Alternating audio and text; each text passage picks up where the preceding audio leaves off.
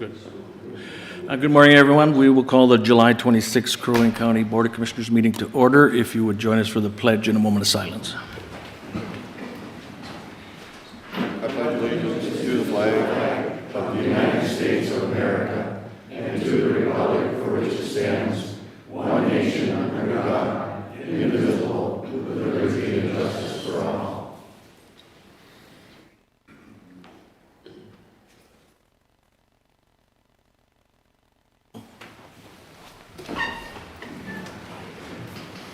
Thank you. First item is open forum. If you care to speak, the forums are out in the hallway. 3-minute limit. We will start with John Hooks.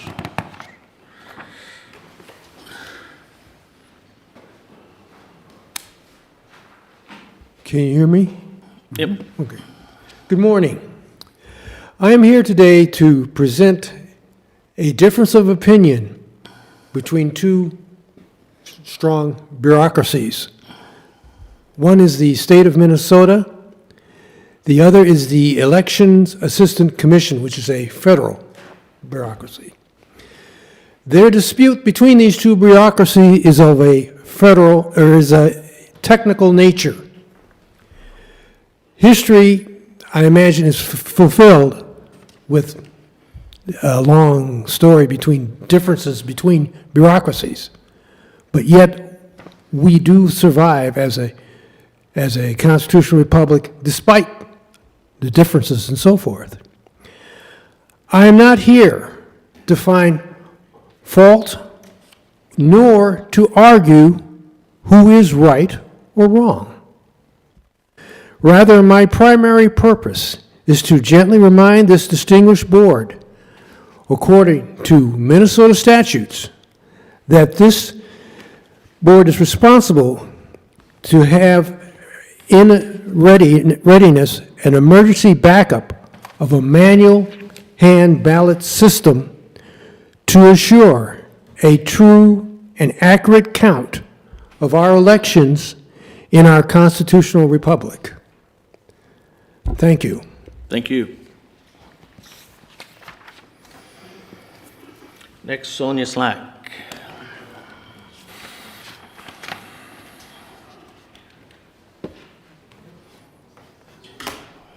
I do not see him.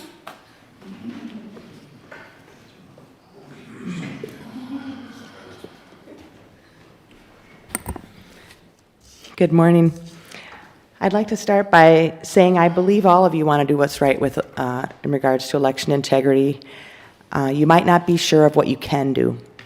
Counties can use an approved electronic system if they choose to, but it's their choice. This is very complicated and can be very confusing. We're working hard to research and give you accurate information to help you make informed decisions. You recently gave me information on voting equipment versions used in the county. We were using version 4.14 in 2020. Now we're going to be using 5.5C. Minnesota statute says the Election Assistance Commission, the EAC, is the federal agency responsible for testing and authorizing new systems. Then the Secretary of State does its testing and certifies it for Minnesota. We contacted city clerks and none of them knew about changes to the system and told us to call Debbie Erickson at the county. We didn't have to. She responded directly to us saying it was misinformation, that we'd be using a new voting system. She basically said it's just a software upgrade, not hardware. That actually has nothing to do with the determination. The statute obviously addresses both software and hardware, among other things, to determine if a voting system has changed enough to be new by definition. It is a new system by statute definition, and the EAC agrees that moving from 4.14 to 5.5 is not just an upgrade. Rick Weibel provided you with links to documents and emails from the EAC and the Secretary of State. I gave all that to you last week. He's ready to answer any questions you might have, as again, this subject is very complicated. Documents show the EAC and its testing lab, ProVNV, state that Dominion 5.5C is part of a new system. The new system was numbered 5.0, but there have been upgrades. That's how we get to 5.5C. An email from Paul Allmayer at the EAC confirmed to Rick personally that Dominion 5.0 is the new voting system, and that version 5.5C is a modification of it, it's not a modification of 4.14, which is what we used in 2020. I ask you to pass a resolution to suspend the use of the machines for at least the primary. You can regroup for the general and decide what can be done. We will do whatever we can to help you. I provided you with a sample resolution that includes the relevant Minnesota statutes, so you can study this for yourself. The basic argument is a new system, which the EAC is responsible for, is the only organization that can say it's a new system. Disputes the Secretary of State. Thank you. Next, Carol Ottelson.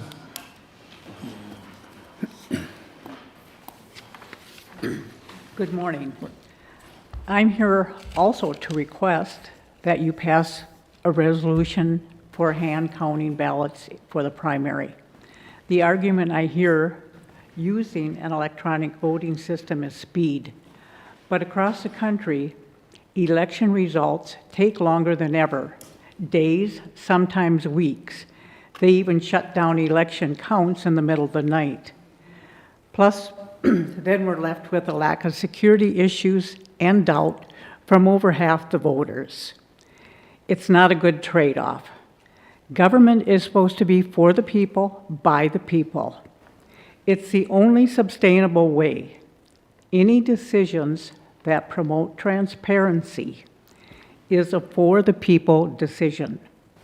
We want to be partners with local government and want to be on the same page. We trust but expect to be able to verify. Excuse me. I think anyone in this room would be willing to step up and provide any help necessary. Voting is our most sacred duty. So I'm asking, please pass a resolution for hand counting ballots for the primary. And I believe you've been provided with a sample resolution. Thank you. Thank you.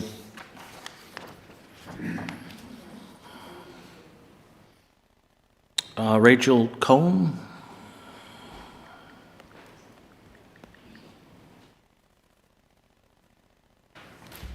Hi, Good morning. I'm Rachel Kahn and I live in Crow Wing County. Commissioners, we are concerned that you do the right thing. We are praying for you to do the right thing. How many of you in this room are praying for this board? The Bible says the effective, fervent prayer of a righteous man avails much. James 5:16. Some Crow Wing County citizens and Rick Weibel have done the research for you and provided you with it. I read the Administrative Services Director, Deborah Erickson's response to these citizens regarding use of the new voting system in the county. Deborah said this is not a new voting system, rather a software change. However, according to the EAC, the Election Assistance Commission, the federal agency responsible for testing and authorizing new systems, the system that Crow Wing County is planning to use is a new system. Deborah's email makes it sound like there's nothing to worry about because all we're doing is changing the software. I think you understand that the most critical part of an election process and system is the software, the programming that interprets what the scanner reads and counts. The software tells the tabulator how to interpret the marks on our ballots. If you rewire your house, the inspector will need to re-inspect your house. Same house, but different insides. Same thing here, you change the program enough for the EAC to call it a new system, then the public must be informed and be able to look it over before you use it in an election.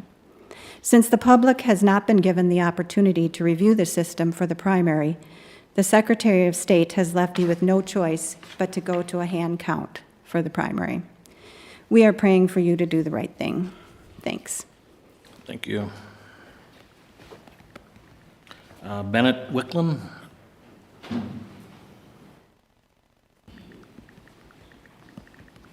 Good morning. Morning. Minnesota statute does require cities to notify the public of new system changes, so they may be demonstrated and seen. They didn't do that. Whose ever fault that is, they couldn't notify us of changes they didn't know about. And the county was erroneously told it was an upgrade. The Election Assistant Commission says you can't jump from 4.14 over the new system number 5 right into its upgraded 5.5C and call it a modification. The rules are there for transparency and protection of the voter. In direct contradiction of the Election Assistant Commission, the Secretary of State report says 5.5C is a modification of our old version 4.14. But the Secretary of State doesn't have that authority to determine if a change is a modification. Only the authorized test labs of EAC can do that. And the report does not back up what the Secretary of State is putting out there. Ultimately, the law requires citizens have notification and demonstration of a new system for the voters' protection, and that was not provided. So it seems using a new system would be a violation of statutes. Why is the change happening just a few weeks before we were to use the voting system or the voting equipment? I think going to a hand count for the primary is the only available option, and I'm asking you to do what's right. Thank you.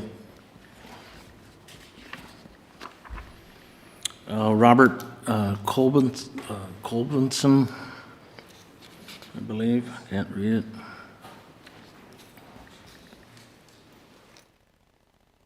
Good morning. Good morning. My name is Robert Colbinson. I live in Baxter. I'm also here to talk about Statute 206.58. I think a lot of it, what I was going to say, has already been said. The state of Minnesota is a plain language state, meaning our laws must be clear and easy to understand. Shall means shall. The statute doesn't say maybe. It says shall notify the public.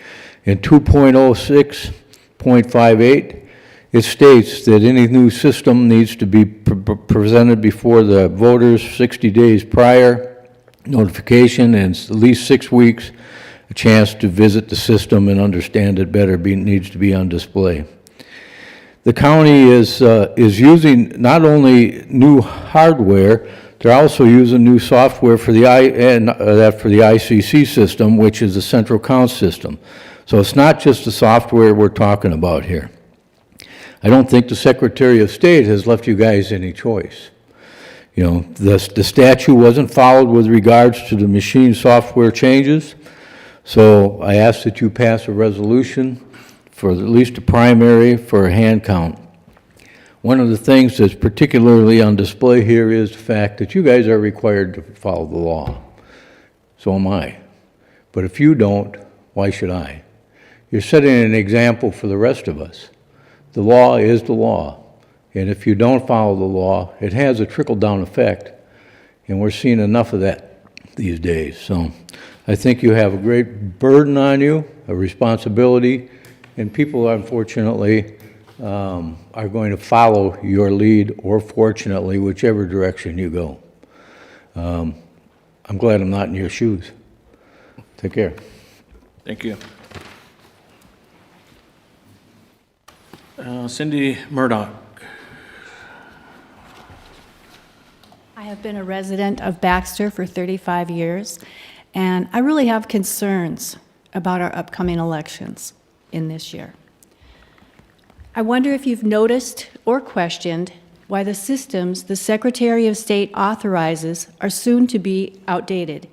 The Secretary of State should have minimum life expectancy requirements for their vendors, like Dominion. This is not a small oversight, considering this county alone spent over $400,000 in 2018 to buy new voting equipment. That version used Windows 7, which lost Microsoft support in January of 2020, well before the election in November of 2020. Without Microsoft support, there couldn't have been security patches for 11 months before the 2020 election. It was akin to buying a new flip phone in this day and age.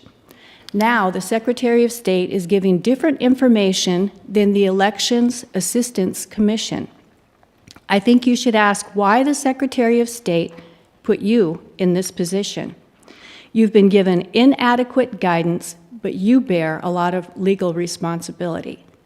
I don't see how a new system can be utilized for the primary election in August, as Minnesota Statute 206.58 has been totally skipped over. Counties are also required to have election emergency plans in place, so I'm sure the county already has hand count procedures ready.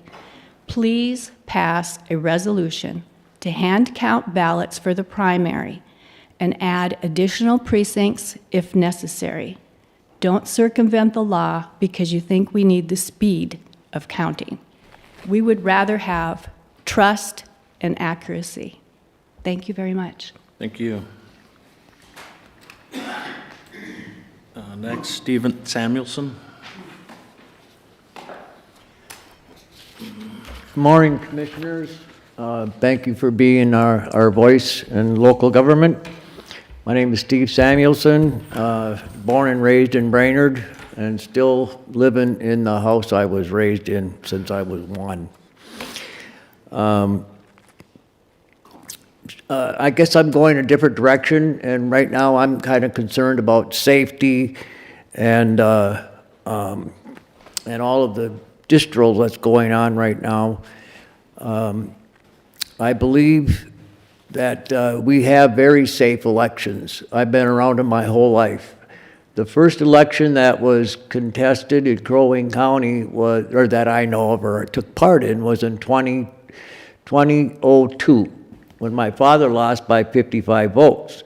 Well, we had a recount, and the recount, hand recount, only found 2 votes that were smudged or some other kind of a problem. Since then, I've been involved in 4 other recounts, statewide recounts, county recounts. Crow Wing County has an exceptional record for safe and fair elections. I appreciate all the citizens who sounded up for me 2 years ago and believed that my election was stolen, but I really know that it was not, because I trust Crow Wing County. So thank you guys for doing your job, and you have a tough job ahead. Thank Thanks. you. I believe it's Mark Olson.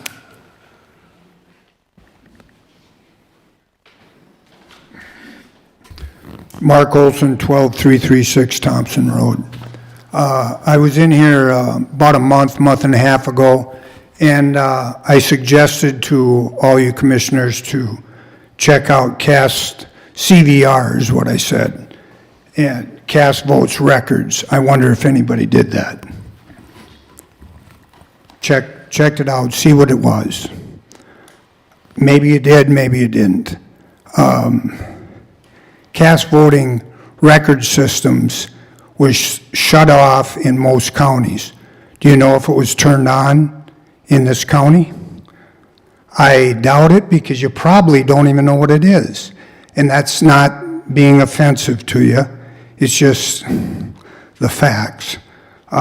It's like when I brought up to you commissioners about certification of the 2020 machines. We never received any of that. Now, if you do not understand what CAST records reporting is, that's a problem, because everybody up here that's talking and you don't even know what that is, I would suggest that you check that out, because if you do have it turned on It will eliminate all the problems. If I got enough time, I'm going to try to read something that was sent to the Secretary of State. When the voice of Minnesotans was threatened by relaxing of absentee ballot witnesses and signatures required through the consent of decrees, absentee ballots were flooded, a record 1.9 million absentee mail-in votes into the system. The overall election process was never put through a forensic audit. You guys remember we went after that. And cast vote records reports were apparently turned off in all the counties. 100% complete capitulation of the election. Instead, we are told that post-election purviews, we just heard of that, which check less than 1%, make the elections okay. Well, that's not true. I would suggest to you guys, if you make sure that the CVRs are turned on, you'll probably eliminate a lot of problems.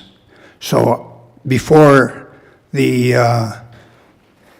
election on the 9th, I would check that out. Thanks for listening. Thank you. Doug Kern.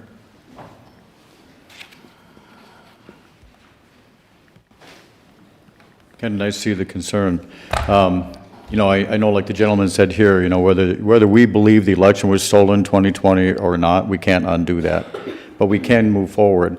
The question is, what is the definition of a new voting system, hardware versus software? When I look at statute 20658 in subdivision 1, 2, 3, and 4, it says approved by the Secretary of State 4 times there. I love what Rachel said about rewiring a home. You got the same home, you rewire it, you have to have it inspected. Different wiring, same home. With this hardware versus software, it's the same thing. You may have the same hardware, but the software has changed. When you're going from 4.4 to 5.5, it is a new system. And if it's untested by the Secretary of State and the EAC, the Election Assistance Commission, it does need to be addressed before the election. So we just thank you for your time and thank you for what you guys are doing. And this is not unique to just Crow Wing County. You know, if people think this is just Crow Wing County this is happening in, where people are concerned, they're wrong. Thank you. Thank you. Susan Coring.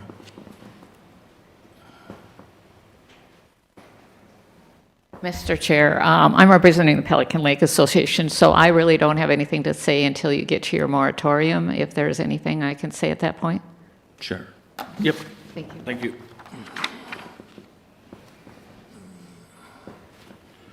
Tony Bauer.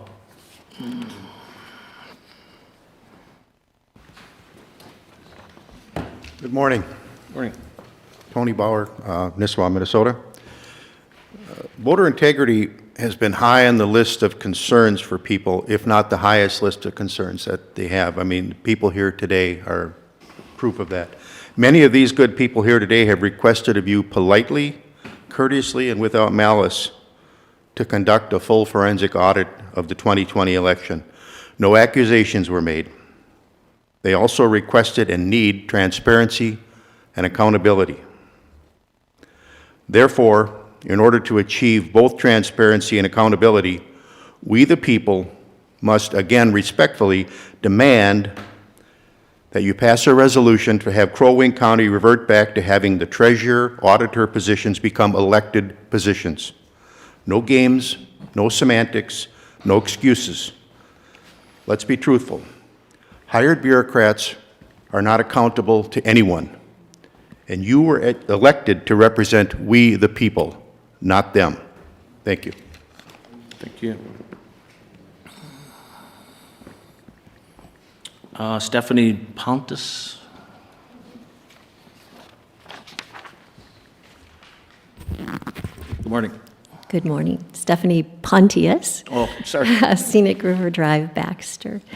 And I would say that election integrity is one of the most important issues for me, and I've been following this. And in my understanding, there are basically 3 priorities for elections: accurate results, chain of custody and security. And so I wonder about our elections and their accuracy.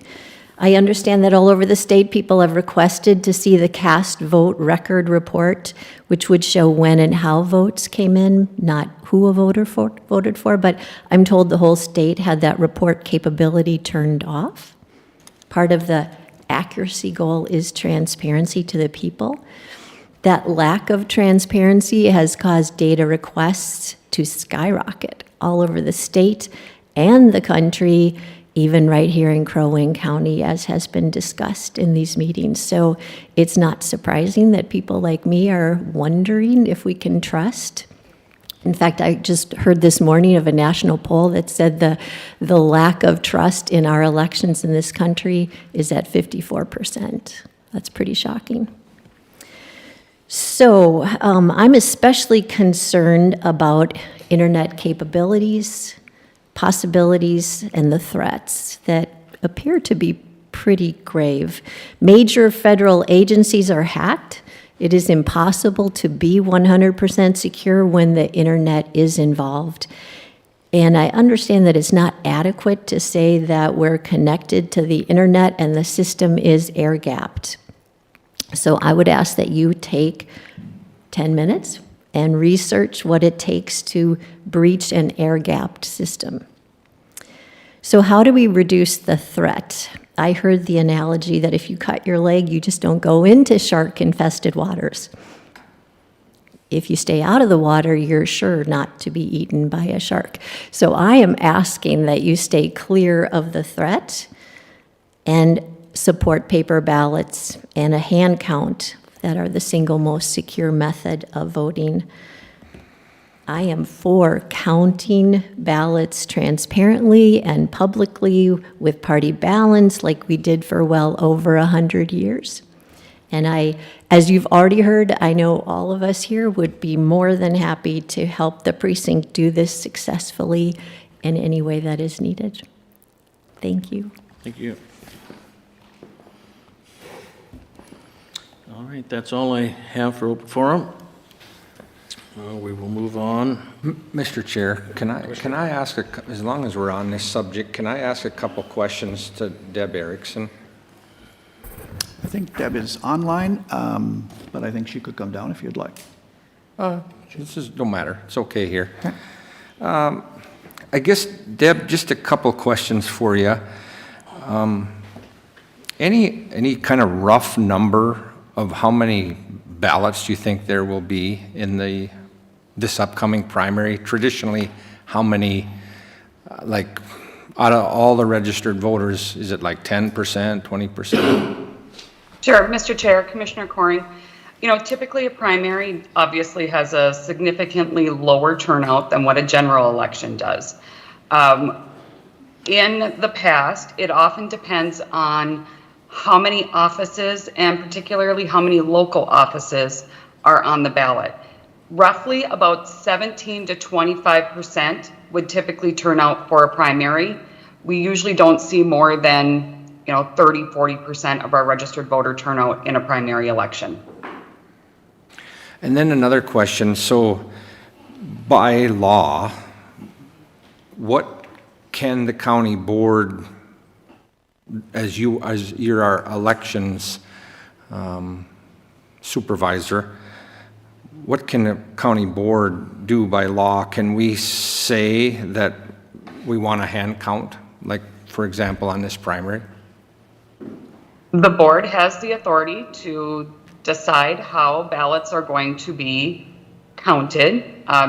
The fact that you could choose to go to a hand count, or you could continue with the proven electronic voting tabulation. I want to reiterate a couple of things. One being, we still have paper ballots in Minnesota.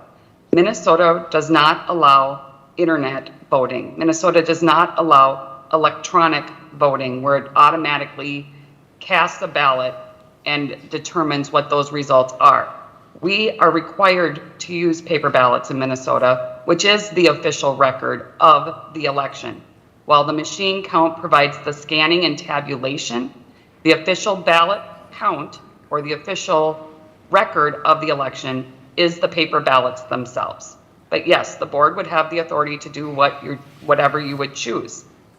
Recognize that the primary election is 2 weeks away from today, that we are currently in the process of testing our elections equipment. That public test of that equipment will actually happen tomorrow and Thursday of this week from 10 a.m. and again at 2 p.m. and then on Friday also at 10 a.m. As it stated, that is a public test of the elections equipment, and that is open to any member of the public to observe. And I would strongly encourage that anyone who does have questions or concerns about the election equipment would make plans to attend at least a portion of that public test to observe those election judges who are actually doing that testing. So Deb, could the county board, Mr. Chair, and Deb, so could the county board direct you as the election supervisor to do a hand count, but still run all the ballots through the, I guess, optical scanning machine, I guess is what it's called? Mr. Chair, just for clarification, the optical scan equipment, if we were to run them through at the polling place, if that was the method, you would not be able to do both a scan method and a hand count method at the polling place.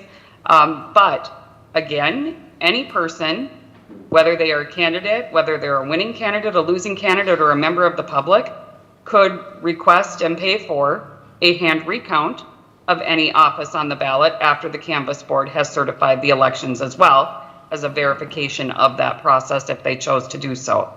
But you have to have one or the other counting system within the polling places.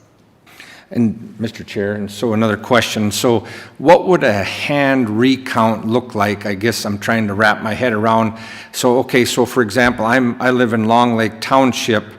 Would the folks that are the election judges from down there, would they count the ballots there, or would they just gather all the paper ballots and then they would come here and count them, or how would that look? Mr. Chair, Commissioner Coring, if you were doing a hand count system is counted at the polling location itself. So those election judges in Long Lake Township, after the polls close at 8 p.m., would have to go through all of their reconciliation processes with their numbers and then go through the process of doing the hand count of the ballots there at the polling location so that they could certify those results there with all of those election judges. Mr. Chair. So, Debbie, I called Mary Kiffmeyer because I think she's a very trusted person in the election process. She was the Secretary of State. She's a state senator. She's Republican. I asked her what she thought of the optical scanning machines. I said, because I think, I don't have it right here in front of me, but she's quoted as saying that the optical scanning machines are actually more accurate than hand counting the ballots, is what she told me, and she's actually quoted as saying that. Correct. Is that what you understand? Mr. Chair, Commissioner Coring, yes. I believe that the statistic is that the machine count error rate for optical scan ballots is nearly zero. The hand count error rate for any paper ballots is approximately 1.5%. There's always going to be potential for error when you're dealing with human beings, and there's always going to be that opportunity for an error to be made. The thing with the optical scan equipment, there are two things that I also want to mention. While a hand count is a verification process, and it obviously will return a record, the machine count, because it is scanning what those target areas are, will also alert a voter if they make an error in marking their ballots. So for instance, in the primary election, the election judges are going to remind voters that because it is a primary election, they can only vote for candidates of one political party. There are 4 columns on the front side of the ballot, and voters will only be able to vote for candidates of one column. If a voter were to make a mistake and mark for candidates in multiple columns, the optical scan tabulating equipment will also alert them when they place their ballot into the machine to say that you've made a marking error on your ballot. Would you like to receive a new ballot to correct that mistake? It gives them the opportunity to go back to the election judge, to exchange their spoiled ballot for a new ballot, correct their mistake, and make sure that their ballot is counted and cast correctly. If you are using a true hand count system, the voter is simply placing their ballot into a locked box until the end of the night. There is no opportunity for them at that time to be able to correct any errors that they may have made, and as such, their votes would not count, and they would be disenfranchised from that perspective. So while the speed, I heard someone mention that speed is one of the things that's always discussed with vote tabulation. Absolutely. The speed of the tabulating and the counting process is much quicker when you're utilizing vote tabulating equipment than a hand count. If you imagine that the polls are closing at 8 o'clock, and even if we only have 10,000 votes cast countywide, it is still going to take several hours for the election judges, after an already extremely long day, to go through that process of hand counting those ballots. And while I appreciate the efforts and the opportunities and the volunteers to assist, any election-related activities have to take place with election judges of different political parties working together. Our polling locations are staffed exactly that way. The law even says that you cannot have more election judges representing one political party than another in the polling place. So it's not as simple as just getting more bodies involved in the process. It's making sure that we do have that party balance and making sure that we go through that process methodically and adequately. With that tabulating piece, you have the speed of making sure that those results are being able to be delivered timely. You have the accuracy. As I mentioned, the accuracy rate is next to zero, which has been upheld by hand recounts, countywide, statewide. We've done hand recounts countywide in 2006 for our sheriff's race. We've done hand recounts statewide in 2008 and in 2010 for statewide offices. And in all cases, the hand recount verified and upheld the results of what the machine count was.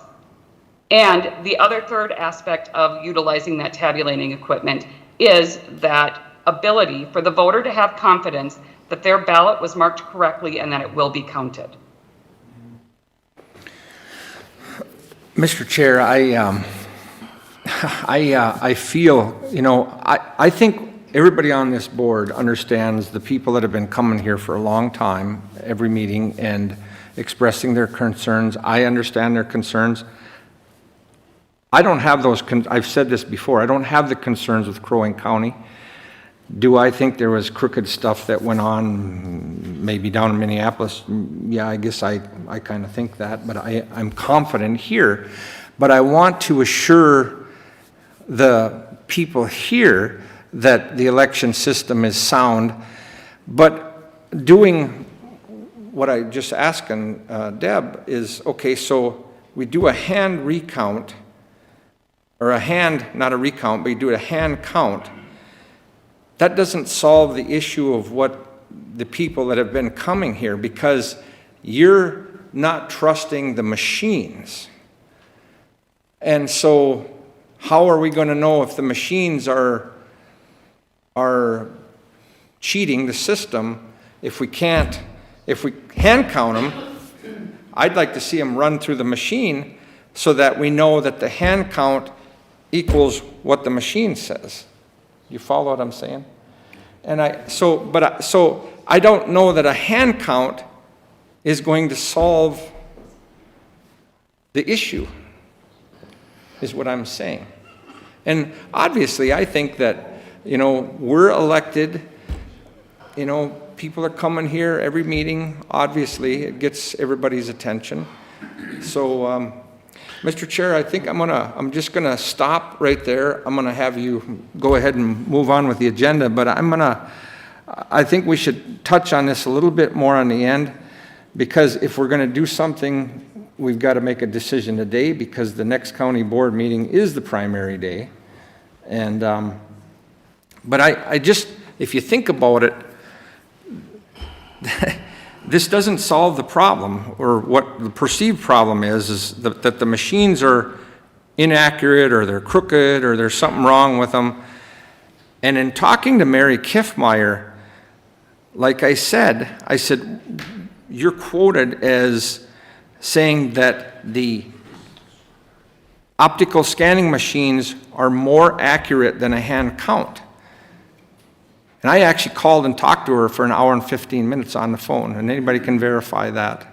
Just call her up. So anyway, I'm just gonna stop there, but I'd like to address this at the end when, if there's any more business that come before the board. And maybe quick before we move on, Deb, could you repeat those times and dates for the machines testing? Yes. So public testing will occur Wednesday, Thursday, and Friday at 10 a.m. and Wednesday and Thursday at 2 p.m.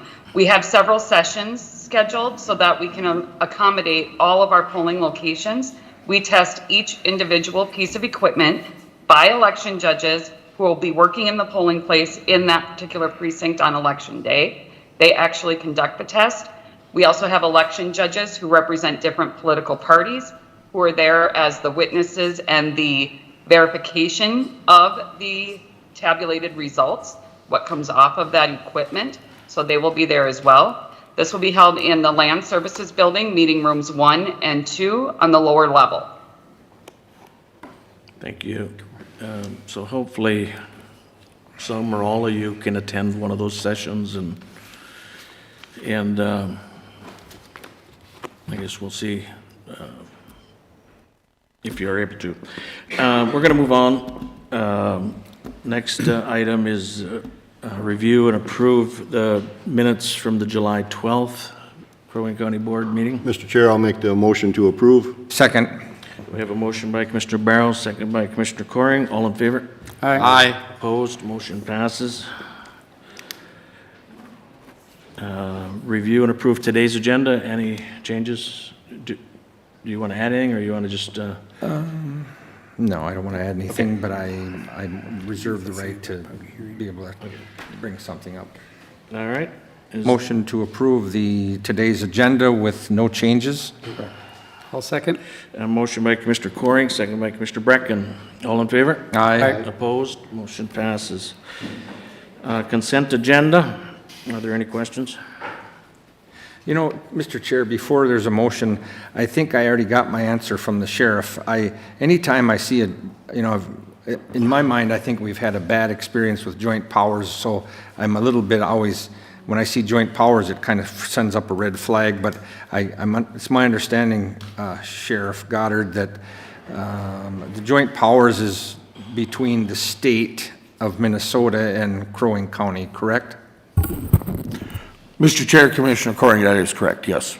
And this is just, Mr. Chair, this is the work release program. If somebody's not too lazy and they want to get out of jail and work, then they can on this program, right? Yes. If you go back in time with our work release program, we had a much more structured and a much more hand-in-hand working with the state. They actually supplied personnel. Moving to where we are today with the work release, with the numbers that we have of people in our jail that are able to do it, is a small amount, and those that are willing to do it are even a smaller amount. So we do have a process still in place that if a group or an organization wanted to try to get work release people to come out and perform work for them, we have a process in place that we could make work. It has not been utilized yet, but we retain this agreement in place with the state as a continuation of what our work release program has been in the past and what it could be in the future. Okay. Okay, that's all I need to know. Mr. Chair, just for clarification, so that's a reimbursement program, so if we don't provide the service or can't provide it, we're not tapping into the contract. Correct, yes. Okay. Mr. Chair, motion to approve the consent agenda. We have a motion by Commissioner Coring. Second. Second by Commissioner Barrows. All in favor? Aye. Opposed? Motion passes. Item 6, public hearing. I'm sorry, Commissioner Coring, did you? Mr. Chair, if I may? Yep. I'm going to recommend that you not hold the public hearing today. We do not have a completed application from the applicant. There's kind of two things that we need before you hold the public hearing. One is a completed application. That really does, it tells us all the things that we need to know in order for staff to give you some decent feedback about what are the implications of vacating the road. So there's an application process. We do not have a completed application. After you get a completed application, then and only then should we be scheduling a public hearing to take up the issue. And before you actually hold the public hearing, we also then, between the application time and when you hold the public hearing time, we need them to prove to us that they have properly notified the people who might be affected by a road vacation. So it's a copy of who did they send the notice to, the property owners. It is also the affidavit of publication that there was a legal notice provided. I do believe a legal notice was published, or at least I'm told a legal notice was published. I have not seen one. I have not seen an affidavit of publication. We have also not gotten a list of those who were notified for the public hearing. I don't think we're in any position to hold this public hearing because the applicant is not prepared. Mr. Chair, if I might, I would make a motion to table our action regarding the vacation of the Wonder Road until the petitioner provides us with all the required information to move forward, and at that time, we will set a public hearing to hear that particular issue. Second. All right, we have a motion by Commissioner Barrows, second by Commissioner Coring to table. All in favor? Aye. Opposed? Motion passes. Item 7, Community Services. Who do we have? Gina and Jake.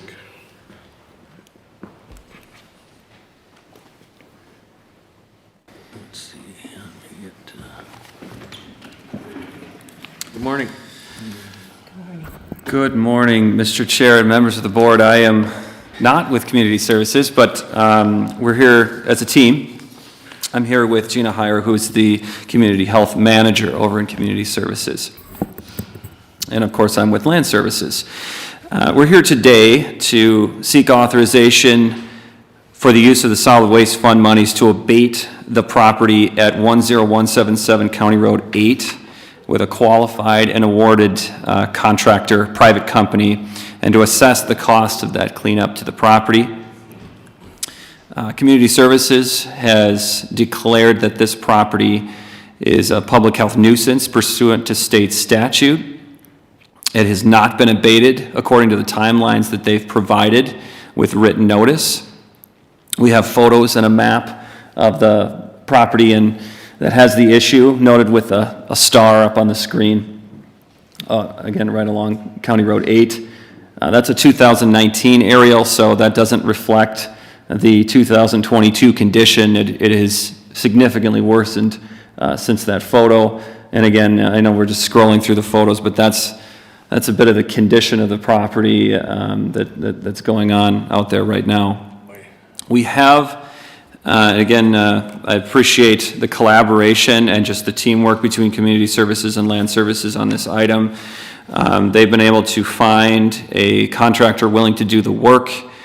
We just got a quote in yesterday in the amount of $13,500.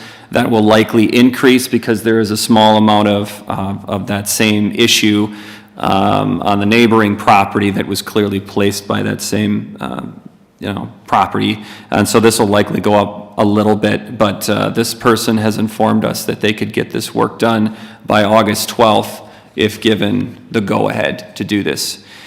Again, the expenses for the abatement would be paid from solid waste, with the abatement being assessed to the property following completion. With that, we can take any questions you might have, but we're just seeking for that authorization to go ahead.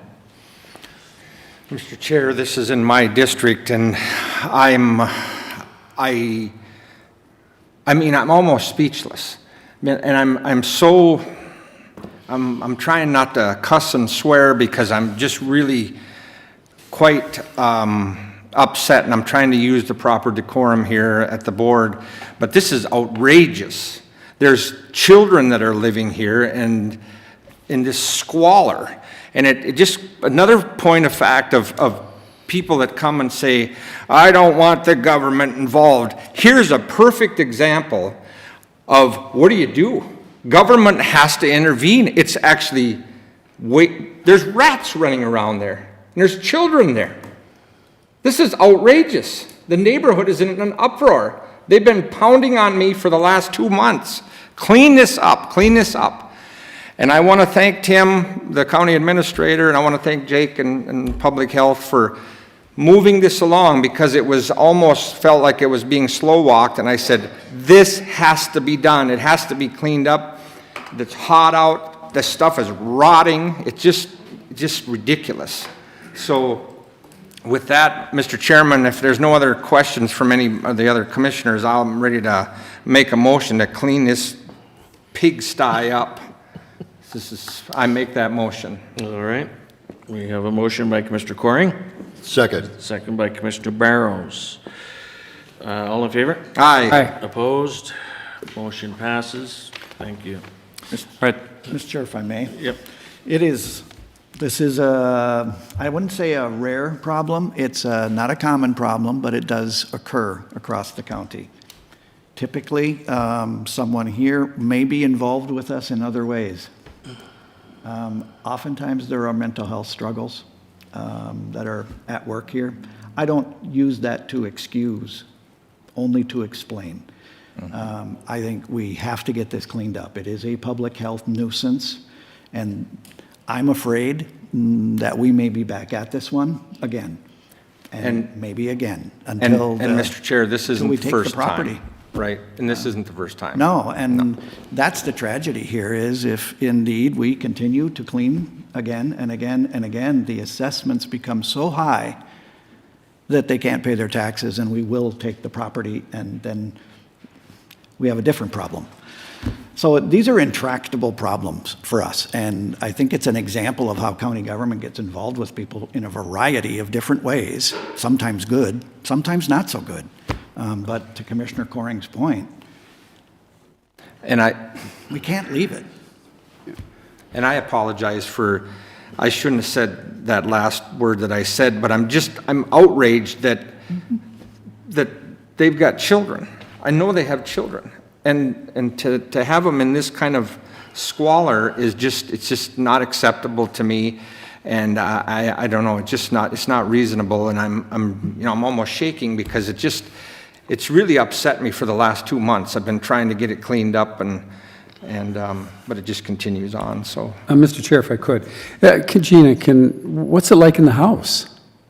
I've only been into the entryway, but I know that Community Services has been working with this family for quite a while to address other issues going on inside the home. Okay. And as our administrator said, these are rare, but we know there's others out there. And to Well, not rare, intervene. but common, he said. It's not common, Well, but not rare. We know there's Okay, others all out right. there, and I would just encourage us to get involved sooner than later, to where it gets to this point. I mean, and I don't know, I know we've got ordinances and whatnot, but it's frustrating as far as the time it takes to get to some of these. And if we're able to somehow improve that, I think that would benefit the public, so. And Mr. Chair, there's another one that I've alerted you to on Hiawatha Avenue in my neighborhood, that somebody has went out there. Shake your head. Did you, Jake? Yep. Yeah. And that needs to be fixed too. Mr. Chair, we are working on shortening that process, moving from a bid process to a quoting process. That'll save us some time. And then also on the back end, how long we give the contractor to clean up. We're going to shrink on that end as well. So we are trying to compress that time frame as much as we can. But there is that due process right as well, to make sure that we don't run roughshod over someone's personal property rights. Well, it's a balance, but some of these are years in the making, and we just, somehow to speed that up, I think is good, so. I think I made the motion. Did we? think we We voted on it. Yeah, did we? We're done. Okay, all right. Yep. All right. County engineer? We have one more. 7.2. Oh, I'm sorry. And she's on. Hello, Teams. Mr. Chair, county board members. I'm here today to talk about the Healthcare Preparedness Coalition MOU, and I just saw me a giant screen. That's great. The Central Minnesota Healthcare Preparedness Coalition is asking that public health entities across the state sign an MOU. This has been signed in the past for a number of years. It is required as a part of our Public Health Emergency Preparedness Grant. Other members in the Healthcare Preparedness Coalition include Aiken, Benton, Cass, Chisago, us, Isanti, Kennebec, Mille Lacs, Morrison, Pine, Sherburne, Stearns, Todd, Wadena, and Wright. This MOU allows us the opportunity to share training sessions as well as the sharing of resources, including equipment and staff time, with potential reimbursement from the requesting agency. In addition, there are meetings between counties and the preparedness coordinator to share information and ensure continuity of emergency preparedness within the state of Minnesota. This has been signed, as I mentioned, for several years, and I was made aware of it this year. And so I'm bringing it to your attention because although it's required by the Public Health Emergency Preparedness Grant, I also want you to know that we would be entering into this MOU upon your authorization. It's due on July 30th. So I would appreciate if you are in agreement, a motion for me to sign the Central Minnesota Healthcare Preparedness Coalition MOU. Thank you. Any questions?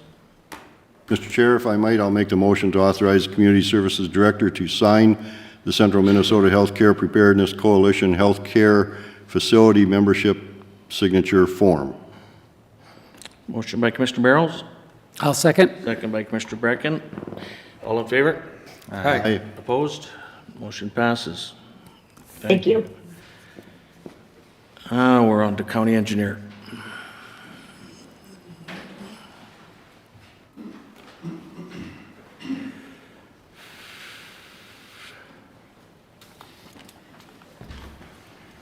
Good morning. Morning.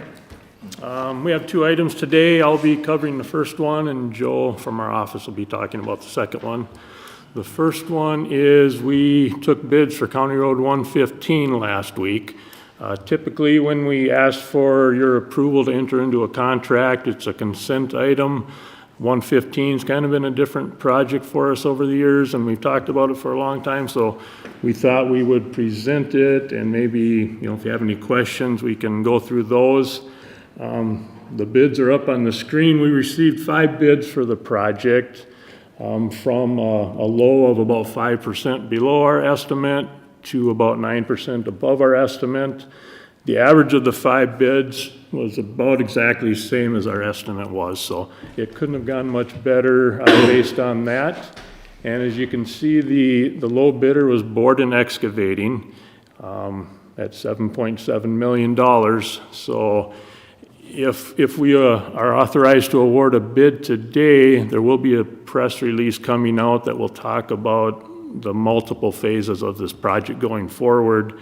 It'll basically start next month already with some vegetation removal and utility relocations on the south loop of 115, or more the Ojibwa side. And then in 2023, the actual road construction would start on that south loop also. And there's a 2024 phase of construction, and it goes all the way into 2025 with a final landscaping revegetation type of a contract. So that's a summary of it. I thought when I said we took bids on 115, I might hear some hallelujahs, but we've got to that point, and pretty excited with the bids. We've talked with Borden Excavating. He's done numerous projects for the county before. On one hand, I could say we've never worked with him on this big of a project, but we've never worked with anyone on this big of a project. So he understands the challenges. He's kind of glad to hear from him when I talked to him. His first statement was, I live a couple miles away, my stamp's going to be on this project also, and he's excited. So if there's any questions on the bids, I can answer those, or the project. Mr. Chair, Rob, just a question. So through the bid process, I'm assuming that we're required, the county board is required to accept the lowest bid, is that right? Yeah, unless you'd have some reason not to. We've only done that once in my 24 years, and it was with a contractor who had proven some issues to us in the past. And the highway department's confident that the bidders or whoever the county board picks has got the ability to complete the project? Yep, Borden's It's done. a pretty big. It's a big one, yep. It's a big one. And talking with Matt, you know, he's done this exact same work before. This is just more of it. So, and we discussed, you know, there's going to be a little bit more PR, project management, that type of thing on this project, just because of the density of the properties. And we're confident in his abilities, and he's excited about it. So, Mr. Chair, so Rob, so what it would be then is, in essence, he's kind of the general contractor, and then if he's doing the dirt work, obviously, he doesn't have a hot mix plant, so he would be subbing out the other project. Yep, he'll have a number of sublet contracts. He's preparing to do all the grading dirt work, the storm sewer.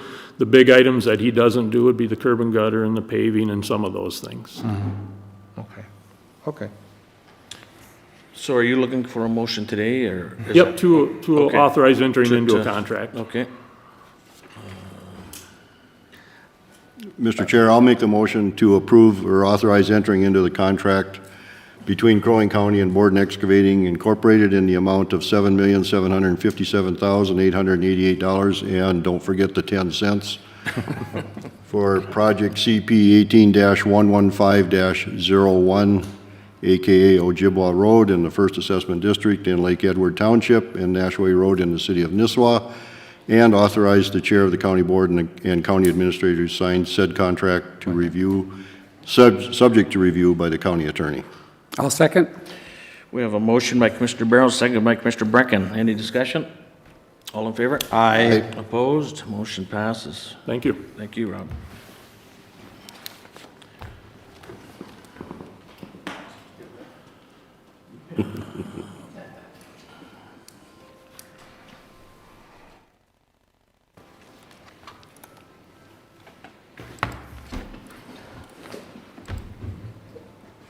Good morning, Mr. Chair and Commissioners. I'm requesting board action on 2023 CIP early orders for fleet. Currently, some of the 2023 contracts are open right now for government purchasing. What I'm hearing from vendors is that these state contracts are going to be open for a very short window. Being they're actually our 2023 year, they're saying most of them will only be open probably about a month. But right now, some of them are open from now until the end of the year. The one that, excuse me, the one that just came and went was the GM contract for state bid. That opened in June. It was open for 11 hours. Closed, and it was exceeded by 150% of what they thought was gonna be projected. So we've already missed that window on the GM products for 23. But moving forward, we still have opportunity to touch on Ford, Dodge, and the rest of the contracts, like the Mack truck contract is currently open and still open till the end of the year. But the other portion of the issue is the delivery times. We're seeing right now about 12 months to 18 months delivery window from the time of order.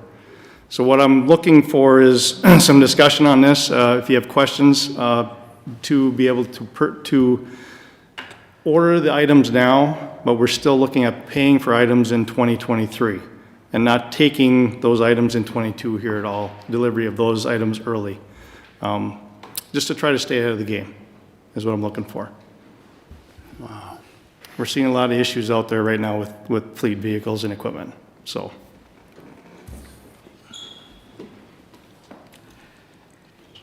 did provide a list for you. I don't know if does everybody have the list of items I provided? These are the current ones that are open on contract right now. The big one that is coming up real soon here in August is on the second page for the facilities department. The new transit van for the electrical position. That contract, the vendor is telling me that contract is only going to be open for government sales in August only. And my fear is that they're going to get flooded with orders and they're going to close the contract before the end of August. That's what's been happening. That's been just what's been going on. Again, that project would probably be, we won't see that van probably until at least this time next year or the end of the year in 23, at 12 to 18 months. Things are just taking that long to do. Mr. Chair, I asked Joe to bring these forward for your consideration. It is unusual. Normally, you approve a CIP, a capital improvement plan, and then we go and purchase. Last couple of years, that's been kind of challenging for us. As you can hear from our fleet manager, we can't necessarily get product within a 12-month window. So what he's asking you to do is to advance order before you have approved these CIP items. I've asked Joe to limit those to those things that are on our replacement schedule. In other words, those are the things we're planning to buy all the time as part of our recurring maintenance of the existing equipment. You can and should consider whether or not you want to also authorize Joe for squad cars. You can see that the window for squad cars was hours, and you don't meet that often. And so replacing the existing equipment, I would not bring you anything that is new, and it is just replacement of existing equipment. So you don't have to do this. If you don't, it may be that we can't get this equipment in 23, and it won't be until 24. 24, yes. Mr. Chair, if I might ask, was it 5 squads that we're looking at this year? This year for 23 is, I believe, 7 total. 7? Yep. Does that sound right? I'd have to look back. Yes, and Mr. Chair, Commissioners, if I could add, we're sitting at August, just around the corner, knocking on our doors. And I don't believe we have any of our 22 squads in yet. So we're already 8 months behind the ball on squad cars that were supposed to be here, delivered, ordered at the first of the year. And that's true tale on any vehicles. So my concern or my ask would be also to include the squad cars, because if the future holds true of what we're seeing on patterning, I think we'll be lucky to see our 22 squads this fall. It might be winter, it might even be 23 by the time we get them outfitted and on the road. Yep. But by the time we get them outfitted, it's going to be at least 3-4 months by the time we get all of them outfitted. By the time we receive that vehicle this year for 22. It's just, everything has gone longer, been kicked out farther just because of not enough employees out there to build stuff. I did talk to all of these vendors that are currently on this list of what we're looking to order. I did talk to them about penalty issues. If we order now, the board chooses not to order at the end of the year. Say you guys decide that, no, we're going to pull back. We already put an order in. What's the penalty for that, if we order now? All the vendors said there is no penalty to us. One vendor did say there's a penalty to the dealership themselves, because the Ford has become very stringent on how many orders they want to get in. They don't want this scenario to kind of happen and snowball. Everybody throws an order in, then they pull back. They don't want that to happen. So they do get a little bit of a penalty. He didn't say what the exact penalty was. He didn't get into it. But overall, there is no penalty to us as the county. But it does kind of hurt our name a little bit as far as relationships with those vendors. That's what I feel, is that we jeopardize that front of the line ordering. We kind of go back to the back of the row if we do something like that to these vendors. So I just want to put that out there, that keep good relations with them type of thing. So, Mr. Chair, and so Joe, if we would choose not to do some of this or all of it at this point in time, but we chose to do it, say, in December, just throwing out a month, there might be a new contract, which would be more expensive, Yes. And we'd have the time lag still hanging over our heads for delivery, correct? Correct, yes. Okay. Each one of the vendors can't predict what is going to happen for the next contract, but they are saying that the prices are not going to go down. They're more likely going to keep increasing at least that 3 to 5% of what they normally do every year. That's usually a typical contract is 3 to 5% increase every year. We've already seen this huge increase in price just because of steel sales, the price of steel. We're kind of in the new normal of what prices are going to be. They're not going to go back down. If they do, great, more power to us. But they're just saying they don't think they're going to drop down. It's hard to predict that though. So. And one more question for clarification. All of these are under the normal process to replace? Yes. The policy that we have, correct? Yes. Yep. Okay, so they're not new vehicles. We're not adding to the fleet number. Nope. Nope. These are designated 10-year replacement vehicles that we've identified through the process. Mr. Chair, what we have up on the board here, the request for board action, this does not have the squad cars in there? Right. No, That is the correct. squad cars are not because. And you're recommending, Well, I thought you might want to have a conversation about it, just because Joe mentioned to me it was open for hours. And you meet twice a month, so that's never going to work out well Right. for us. And so I don't know if Joe has any thoughts on that. We had not talked extensively about that or the sheriff, but it occurs to me that we buy squad cars every year, year in, year out. I would say that we should be open to that, to be ready for when they do open in August here, that we can put that order in. Otherwise, it is going to be probably this time next year before the contract opens again. They say it's supposed to open the first of the year. Typically, a contract with the state is about a 2-year contract for dealerships. Right now, they're a month at best. Yeah. They're so back and forth, so. So, Mr. Chair, to the parliamentarian, what would we just say, 7 squad cars, or what would we add to that, or how would we? I think you could, to purchase from the attached list, as well as up to 7 squad cars. Okay. Mr. Chair, if you're ready, I would make that motion to include the up to 7 squad cars. And I guess that's all I need for that motion, so, okay. All right, we have a motion by Commissioner Coring. Second. Second by Commissioner Barrows to approve the request to purchase the 3 items and 7 squads, is that correct? I think there was 5 items on that original list. 4 on the first page and 1 on the last. Okay. There's five that I presented, and then the 7 squads. Okay, all right. Any discussion? All in favor? Aye. Opposed? Motion passes. Thank you, Commissioners. Is a sign of the changing times. County Sheriff. Mr. Chair, Commissioners, well, first, thank you for the last motion. I certainly appreciate your support on that. A quick history lesson. So, first responders have been a vital partner for us across the county for a number of years. I was actually a member of Zone 3 back in the early 90s. And we have in front of you today a request from Zone 2 for recognition and a letter of support, basically recognizing them as a first responder group. They will be under the umbrella of North Ambulance. But along that same timeline, and kind of the history lesson that I'd like to continue with is kind of the evolution that we've had. I believe at one time we had up to 5 zones for first responders in Crow Wing County.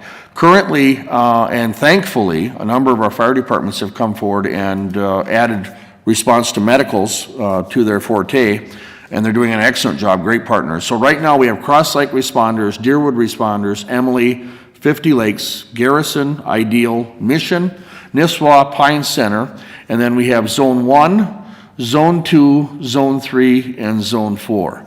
So first off, and a true thank you to all of the volunteers that help us out across the county.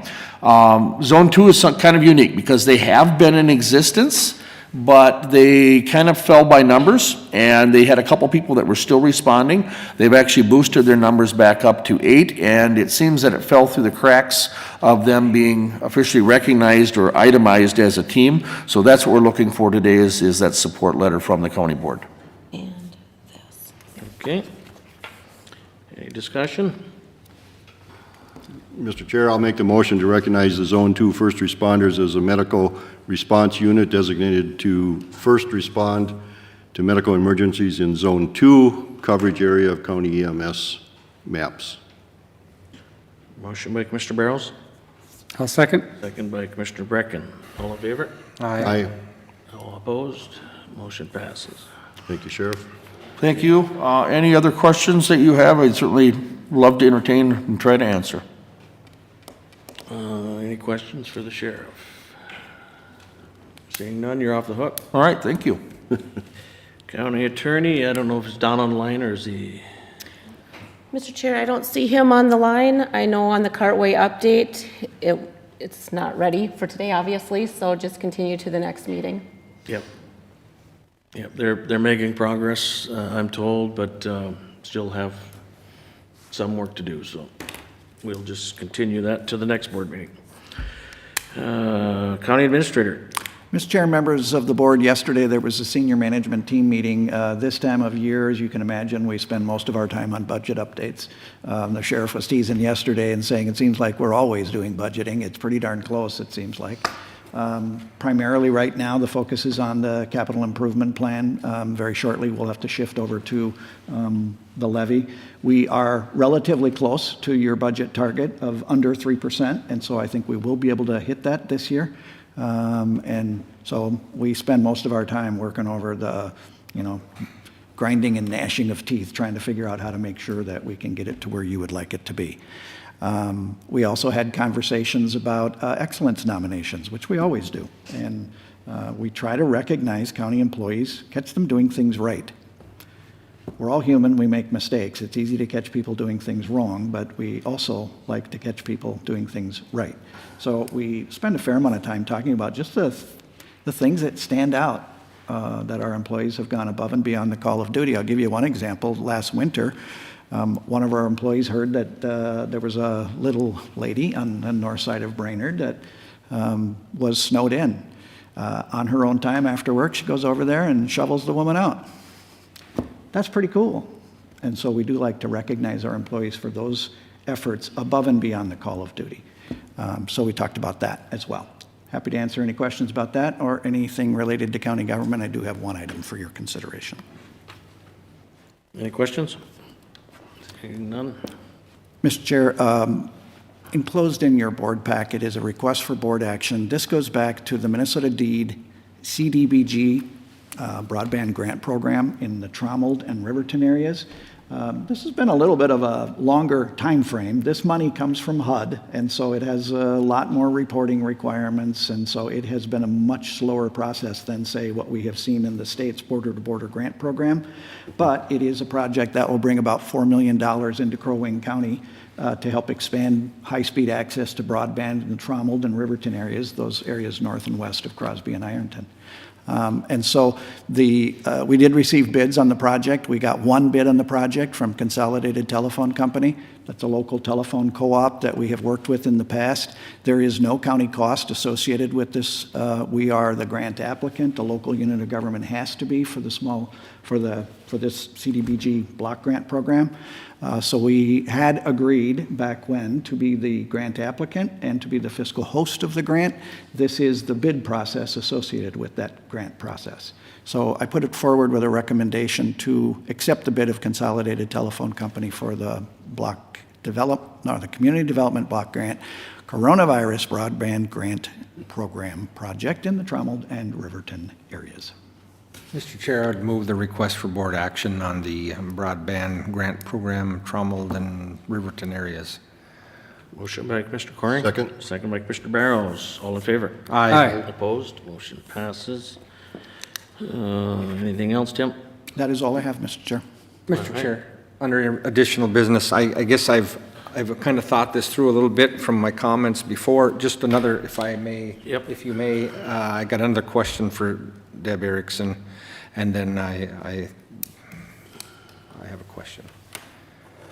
Deb, I can remember when Commissioner Hoag and I were on the canvassing committee, and I sat there and asked you 1,000, well, it wasn't 1,000, but it was a lot of questions of how anybody, this was years ago, that I asked you how somebody could cheat, and I felt confident that you asked every question. So just a question, every election, I believe that you pick random precincts and you do a hand count of those precincts.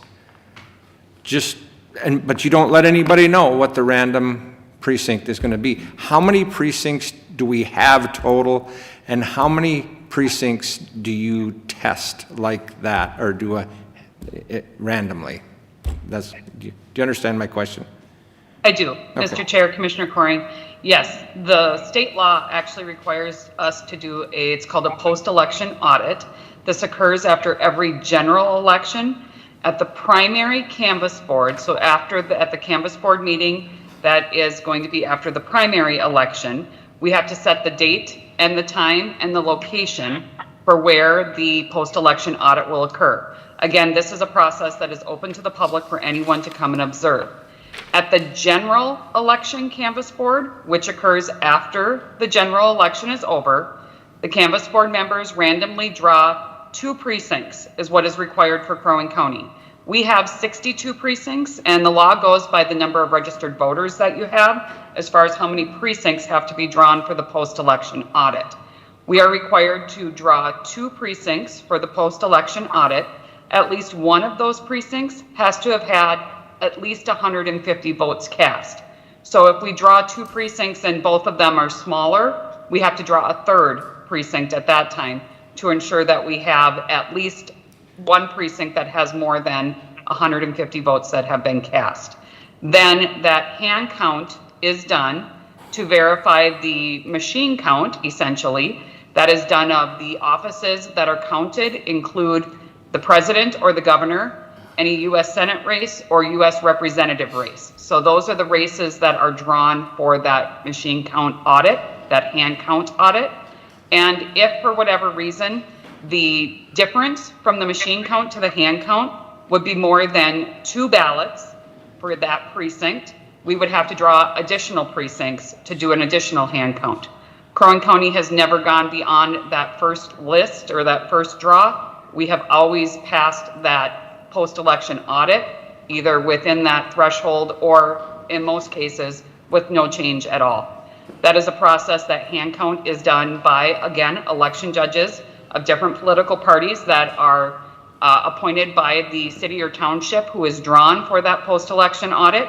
It is a process that is open to the public for them to observe, and it includes a hand count of both the polling location ballots as well as any absentee ballots.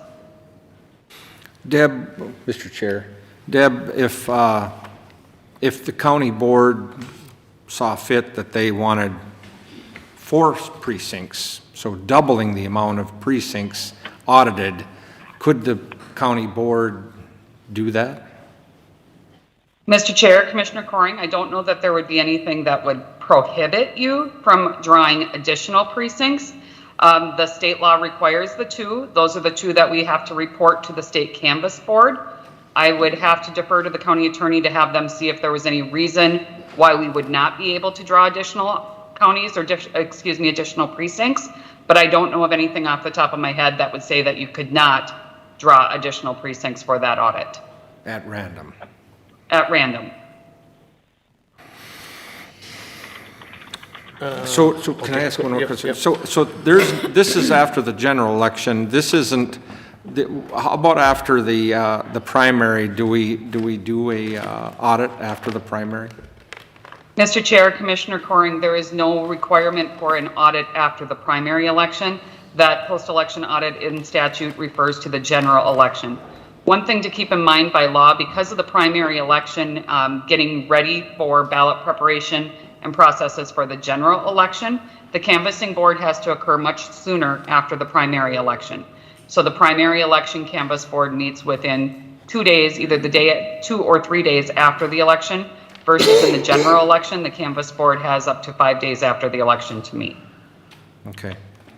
Can you, I'm not going to make a motion today, but I feel like I'd like to have us have a discussion, or I don't know, have a discussion of increasing that from 2 to 4 of random, just to check the machines, to make sure everything, the paper ballots with the machines. And would we, I'm looking at you, Mr. Hool, so would we have a discussion about that at a committee of the whole, or would we just, you kind of see what direction I'm going, it's a way, I think it's a way of checking the paper ballots against the machine.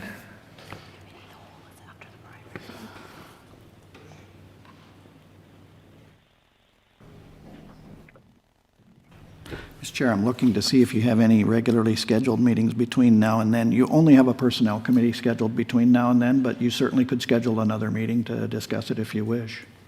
There's nothing between, other than that, there's nothing between now and August 9th. Okay. Mr. Chair, Administrator Hool, just a clarification from Commissioner Coring. Are you talking about drawing additional precincts during the post-election audit that is currently in statute that is required after the general election? Yes. So instead of having 2 Yes. precincts, we Yes. would draw 4, 5, 10, whatever Right. that might be. Right, yes. Yeah. So there are meetings then, Mr. Hool, between now and November.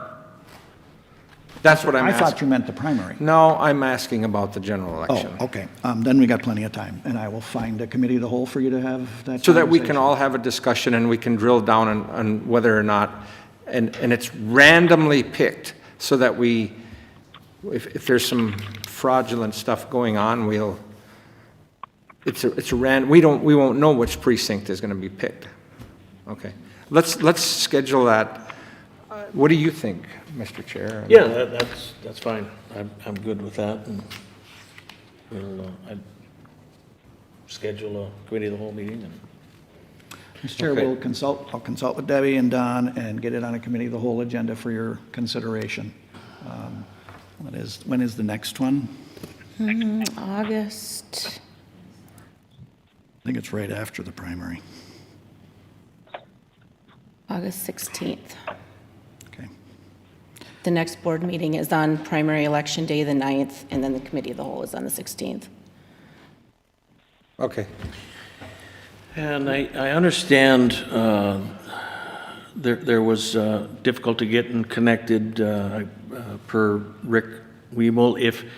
If he's online and would like to speak, we would grant the 3-minute timeline. Sure. Okay. Go ahead. Commissioners, and thank you for having me. Also, wishes to kind of post comment as well.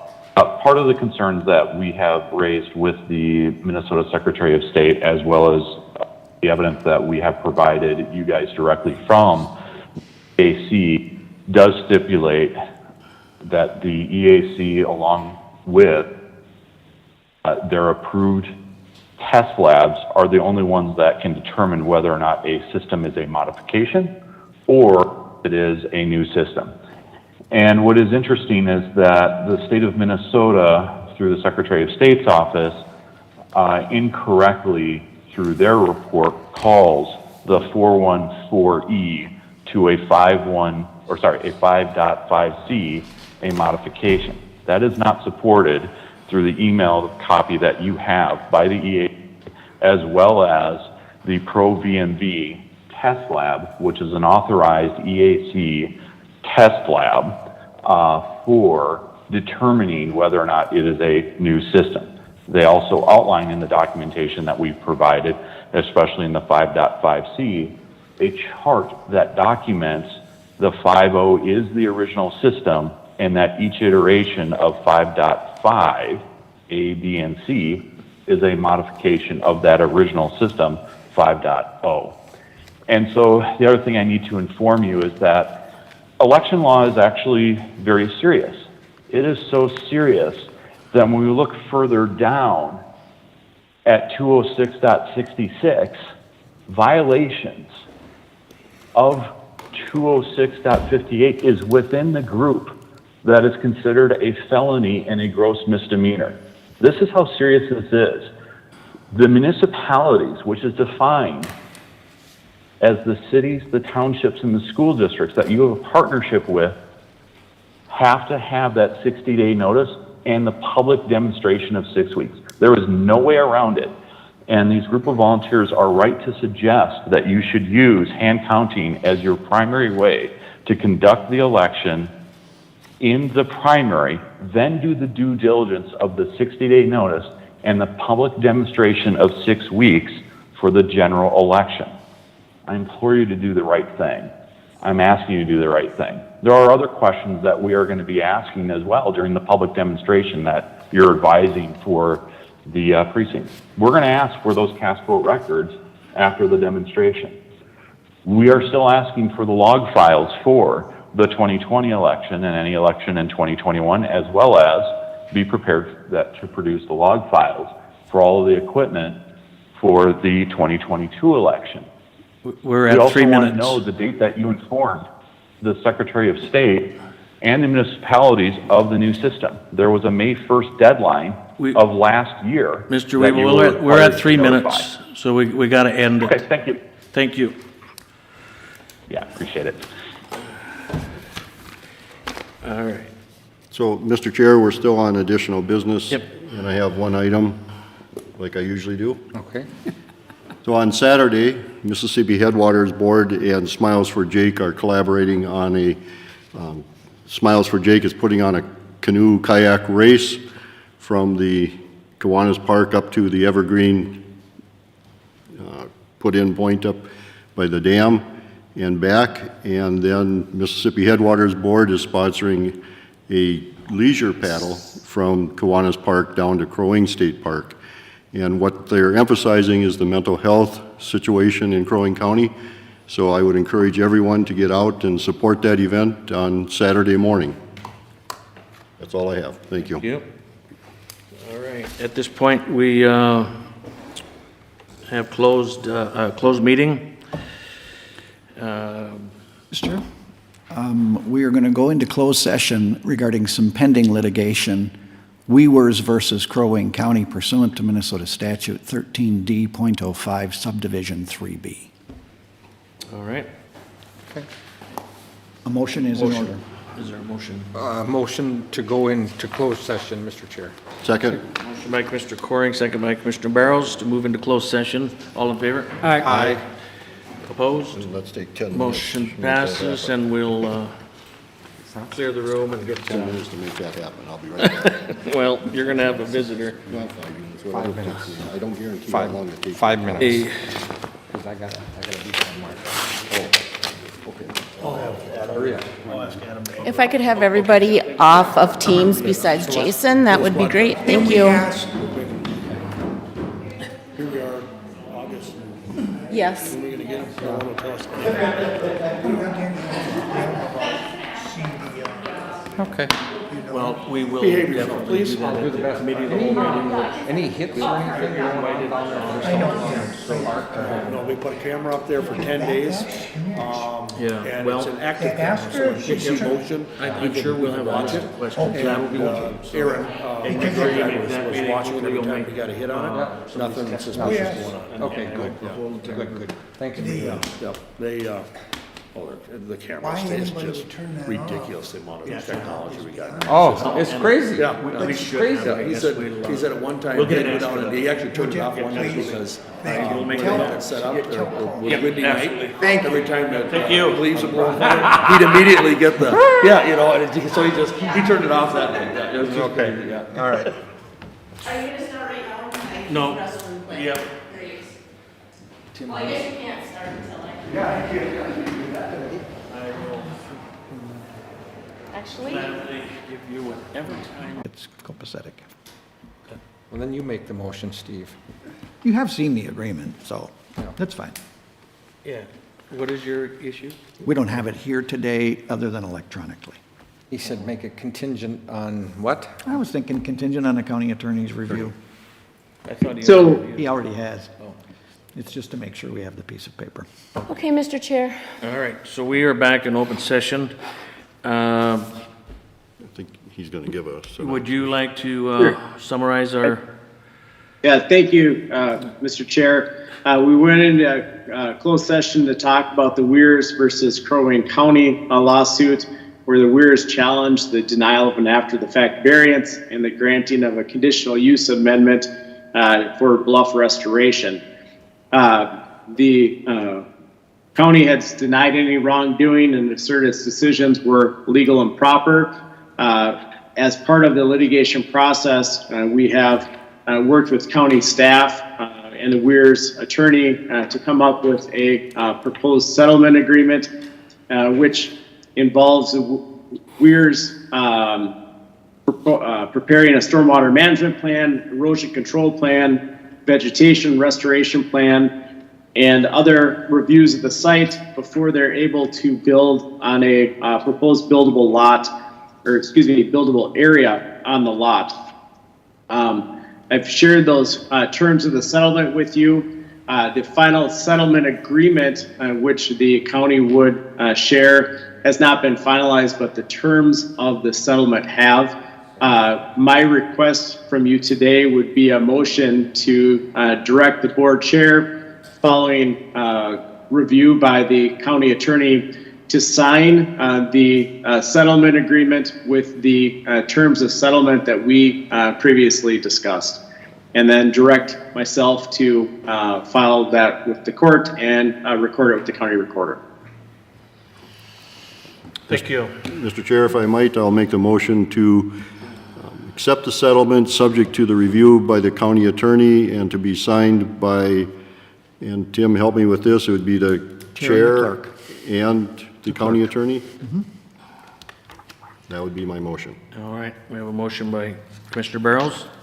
I'll second. Second by Commissioner Brecken. All in favor? Aye. Aye. Opposed? Motion passes. Motion to adjourn. Okay. Second. Motion by Commissioner Corrigan, second by Commissioner Barrows to adjourn. All in favor? Aye. Aye. Opposed? Okay, we are adjourned. Thank you again. Thank you very much.